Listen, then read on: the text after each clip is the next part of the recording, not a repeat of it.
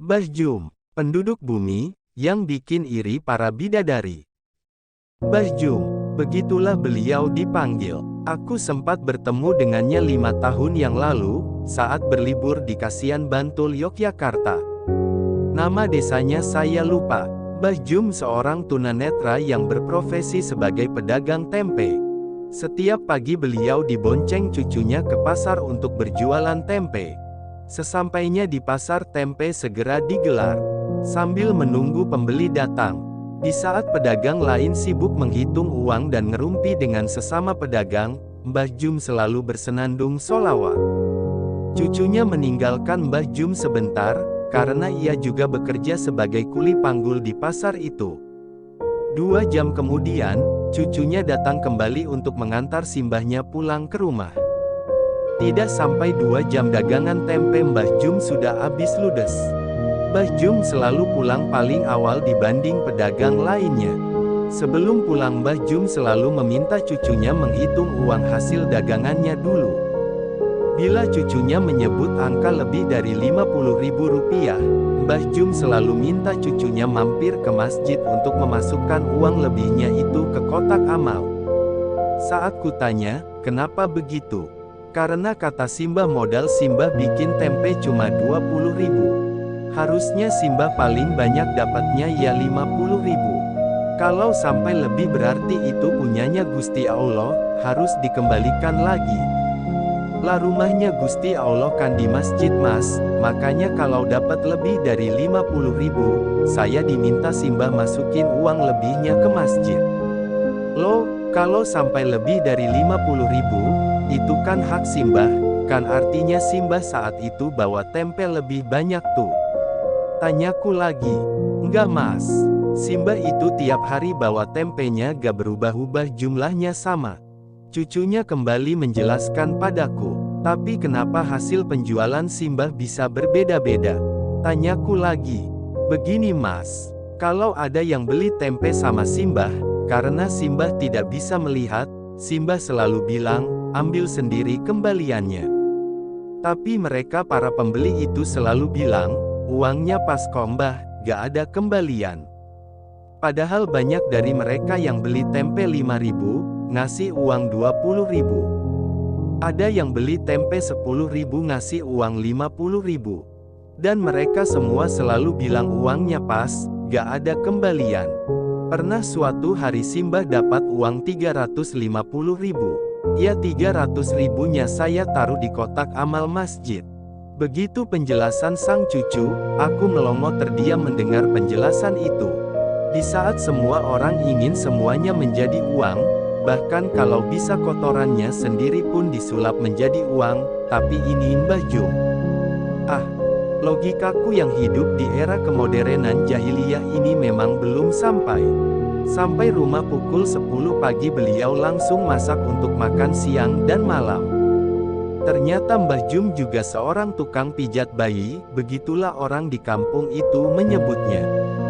Jadi bila ada anak-anak yang dikeluhkan demam, batuk, pilek, rewel, kejang, diare, muntah-muntah dan lain-lain, biasanya orang tua mereka akan langsung mengantarkan ke rumah Mbah Jum. Bahkan bukan hanya untuk pijat bayi dan anak-anak. Mbah Jum juga bisa membantu pemulihan kesehatan bagi orang dewasa yang mengalami keseleo, memar, patah tulang, dan sejenisnya. Mbah Jum tidak pernah memberikan tarif untuk jasanya itu. Padahal beliau bersedia diganggu 24 jam bila ada yang butuh pertolongannya. Bahkan bila ada yang memberikan imbalan untuk jasanya itu, ia selalu masukkan lagi 100% ke kotak amal masjid. Iya, 100%. Anda kaget? Sama, saya juga kaget. Ketika aku kembali bertanya, kenapa harus semuanya dimasukkan ke kotak amal? Mbah Jum memberi penjelasan sambil tersenyum. Kulo niki sakjane mboten pinter mijet. Nek wonten sing seger waras mergo dipijet kalih kulo, niku sanes kulo seng damel seger waras, niku kersane Gusti Allah. La dadose mbayare mboten kalih kulo, tapi kalih Gusti Allah. Saya itu sebenarnya nggak pinter mijit. Kalau ada yang sembuh karena saya pijit, itu bukan karena saya, tapi karena Gusti Allah. Jadi bayarnya bukan sama saya, tapi sama Gusti Allah. Lagi-lagi aku terdiam, lurus menatap wajah keriputnya yang bersih. Ternyata manusia yang datang dari peradaban kapitalis akan terkaget-kaget saat dihadapkan oleh peradaban sedekah tingkat tinggi macam ini. Di mana di era kapitalis orang sekarat saja masih bisa dijadikan lahan bisnis. Jangankan bicara gratis dengan menggunakan kartu BPJS saja sudah membuat beberapa oknum medis sinis. Mbah Jum tinggal bersama 5 orang cucunya. Sebenarnya yang cucu kandung Mbah Jum hanya satu, yaitu yang paling besar usia 20 tahun, laki-laki, yang selalu mengantar dan menemani Mbah Jum berjualan tempe di pasar. 4 orang cucunya yang lain itu adalah anak-anak yatim piatu dari tetangganya yang dulu rumahnya kebakaran.